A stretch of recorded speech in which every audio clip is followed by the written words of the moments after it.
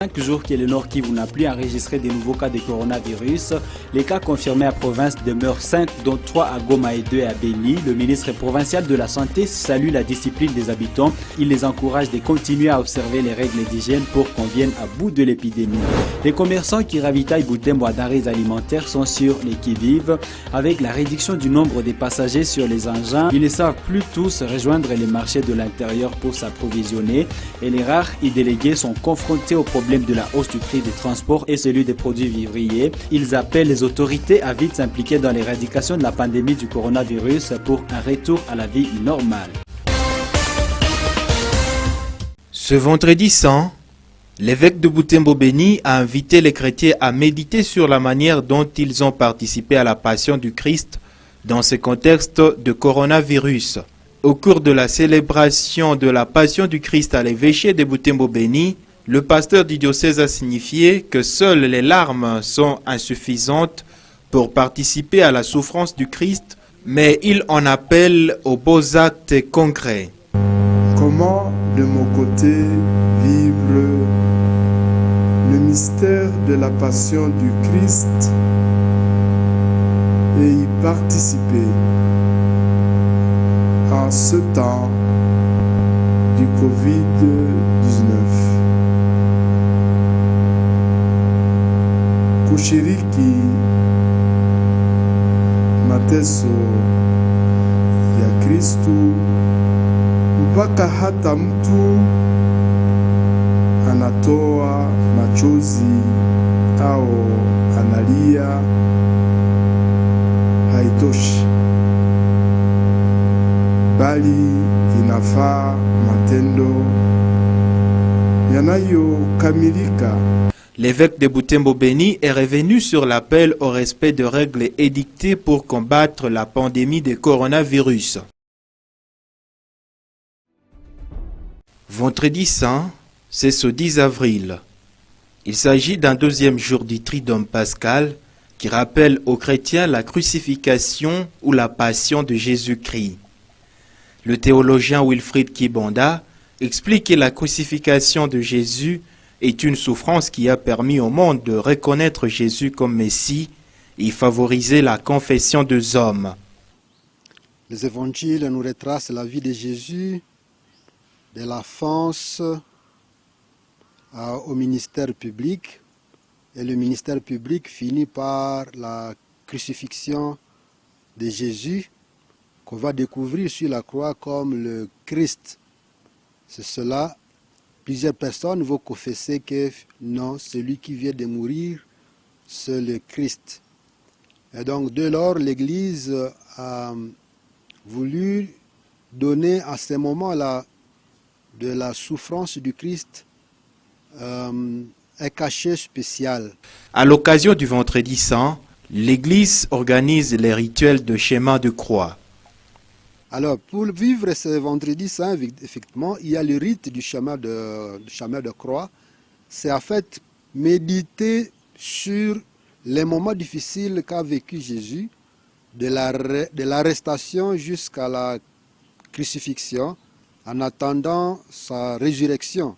Parce que tout s'arrête, on parle de la mise au tombeau, et puis on parle de la résurrection. Donc, il y a 14 et 15 stations qui marque les différents moments difficiles de la vie de Jésus. Pour cette année 2020, ce vendredi saint tombe dans un contexte de crise sanitaire mondiale caractérisé par la maladie à coronavirus. Et les chrétiens n'auront donc pas la chance de rejoindre les temples pour méditer sur la passion du Christ. Un défi qui mérite également, d'après le père Wilfried Kibonda, une méditation. Le vendredi, c'est généralement une journée qui mobilise beaucoup de fidèles, mais plusieurs assauts privés. Je voudrais leur dire qu'ils souffrent avec le Christ qui a été aussi abandonné par plusieurs des siens. Et donc c'est une occasion je crois, pour les fidèles aussi de prendre quelques instants dans leur maison et de penser à cette souffrance, d'associer leur souffrance à celle du Christ. C'est ça le sens du vendredi saint. Et ceux qui ne sont pas peut-être concernés de près, c'est le moment de penser aux autres. Débuté jeudi, Le Triduum pascal prendra fin ce samedi saint, un temps fort qui précède la célébration de la fête pascale.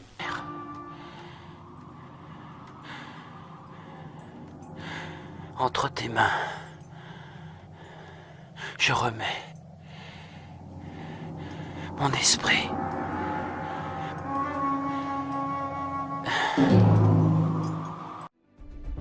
Depuis 6 jours, la province du Nord Kivu n'a pas enregistré de nouveaux cas positifs au Covid-19. C'est le ministre provincial en charge de la santé qui l'a déclaré ce vendredi 10 avril à Goma. Ce dernier qui faisait le bilan des 5 jours depuis le confinement de la ville de Goma et de l'isolement des autres grandes villes de la province du Nord Kivu, notamment Beni et Butembo. Le docteur Moïse Kanyere est ministre provincial de la santé. Le gouvernement provincial du Nord Kivu informe l'opinion provinciale, nationale et internationale que la province du Nord Kivu n'a pas enregistré de cas supplémentaires de coronavirus Covid-19 depuis 6 jours.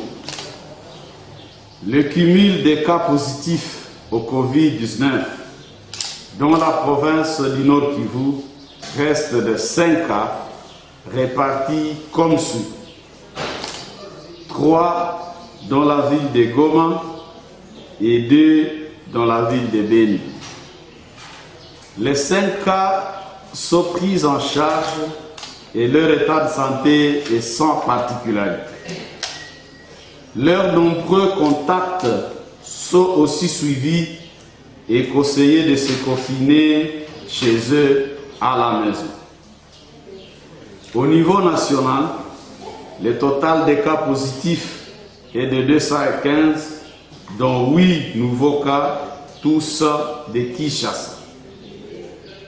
Le gouvernement provincial conseille la population du Nord Kivu à redoubler d'efforts par rapport au respect des mesures de prévention qui sont la limitation des mouvements non essentiels, la distanciation sociale d'au moins 1 mètre l'un de l'autre, se laver les mains régulièrement avec du savon et de l'eau propre, éviter de toucher les yeux, le nez et la bouche avec les mains non lavées, se couvrir le nez et la bouche avec un mouchoir ou dans les plis du coude quand on tousse ou on éternue.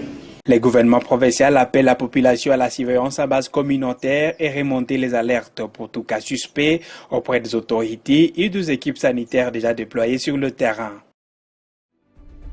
Depuis la suspension lundi dernier du trafic des populations entre Butembo Beni et Butembo Goma suite au coronavirus, les commerçants qui ravitaillent Butembo à denrées alimentaires sont sur les qui-vive. Avec la réduction du nombre de passagers sur les engins, ils ne savent plus rejoindre les marchés de l'intérieur pour s'approvisionner. Et les rares y-délégués sont confrontés au problème de la hausse du prix des transports et celui des produits vivriers, d'où la difficulté des ravitaillements. Pale ya kushambika watu mbili ni mtu moja na motari. Basi. Mizigo tunaitia ndani ya gari sasa.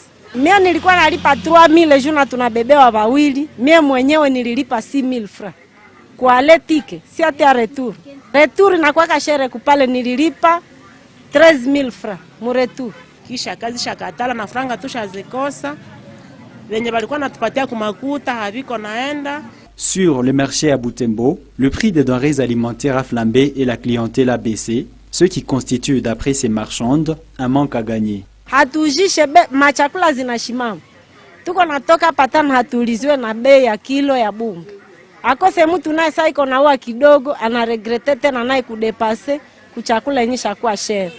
Juu kilo ishakuwa 700. Naye sasa tenda cheza kule hata ua 700 mbele ya wakati anashindwa kununua. Njo chakula inashimama hatuuzishi. Kazi shakuwa nguvu. Tuko nauzisha leo mubei fulani. Kisha saa tena batakuya tena ile bei yenye tuliuzisha mo tena njenye tutaranguramo. Jua nini? Bakutupatia kazi, bakututafutia kazi mpori sasa banafika kule kazi napanda. Walimaji bashaona gisi franga hazina faida. Bashaona chuvi shapanda na vingine vishapanda, mboga hakuna, viko nateseka. Juu ya malali. Cette situation pourra perdurer si des mesures d'encadrement du secteur des ravitaillements des produits vivriers ne sont pas trouvées en cette période où le monde fait face à la pandémie du coronavirus. L'interpellation de Vital Kamerhe, un signal fort d'un état de droit dans un Congo plongé dans des malversations financières depuis de longues années. C'est ce qu'estiment des analystes. Oui, pour moi, c'est en fait une nouveauté. C'est quelque chose qui sort de l'ordinaire parce que lorsqu'on regarde l'univers politique congolais, depuis un certain temps, on n'avait plus entendu parler d'interpellation des grandes personnalités politiques.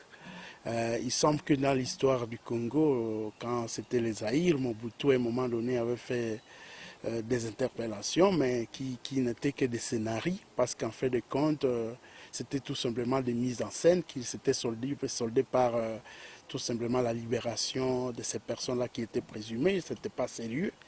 Alors, avec l'interpellation du directeur de cabinet du chef de l'État, pour moi, c'est quelque chose de nouveau parce que si on doit comparer aussi à l'histoire récente de la RDC, l'histoire politique récente, notamment les régimes qui venaient d'aller, il n'y avait jamais eu de hautes personnalités politiques traînées devant les cours et tribunaux comme c'est le cas, en dépit du fait que l'ancien chef de l'État ou le chef de l'État honoraire qui pèse encore sur le fonctionnement des institutions au Congo, donc Joseph Kabila Kabange, il y avait des déclarations d'après lesquelles les portes des prisons seraient ouvertes, mais malheureusement on n'a vu aucun prisonnier politique être, n'est-ce pas, conduit dans ces prisons-là qui étaient ouvertes.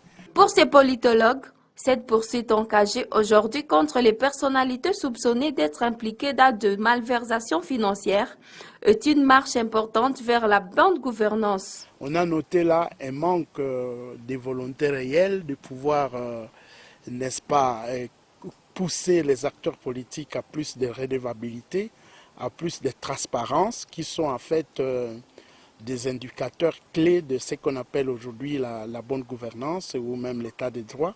Lesquels font partie effectivement des fondamentaux même de la Constitution congolaise. Lorsqu'on la lit au niveau du préambule, il est dit clairement que la RDC voudrait devenir un état de droit. Un état de droit où les gouvernants et les gouvernants devraient être tous soumis à la loi sans exception.